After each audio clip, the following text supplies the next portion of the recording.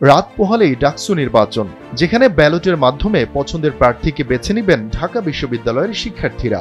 জাতীয় নির্বাচনের আগে নানা কারণে ডাকসুর এবারের নির্বাচন রাজনৈতিক দলগুলোর জন্য খুবই গুরুত্বপূর্ণ। তাই তো নির্বাচনটা ঢাকা বিশ্ববিদ্যালয় হলেও এর উত্তেজনার ঢেউ আছড়ে পড়ছে জাতীয় রাজনীতি এবং সোশ্যাল মিডিয়ায়। ইনফ্লুয়েন্সার অনেকেই ফেসবুকে এই নির্বাচন নিয়ে এক এক প্যানেলের প্রার্থীকে সমর্থন দিচ্ছেন। কেউ কেউ আবার নির্বাচনকে সামনে রেখে রাষ্ট্রীয় বিভিন্ন অর্গানের বিরুদ্ধে ষড়যন্ত্রের অভিযোগ তুলছেন।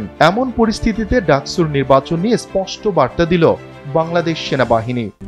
RICL TMX, যুগের পর যুগ স্থাপনা থাকে মজবুত।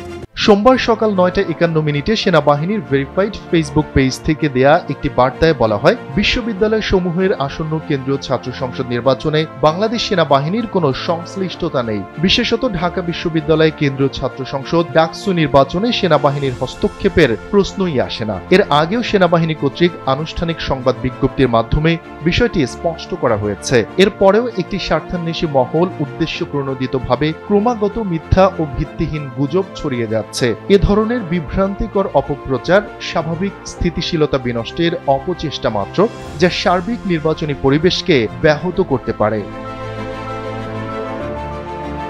ওই বার্তায় আরো জানানো হয়, বাংলাদেশ সেনাবাহিনী আশা করে দীর্ঘদিন পর অনুষ্ঠিত হতে যাওয়া কেন্দ্রীয় ছাত্র সংসদ নির্বাচন যেন সুষ্ঠু গণতান্ত্রিক চর্চার মাধ্যমে সুশৃঙ্খল ও শান্তিপূর্ণভাবে সম্পন্ন হয় এবং আসন্ন জাতীয় সংসদ নির্বাচনের জন্য উদাহরণ সৃষ্টি করে।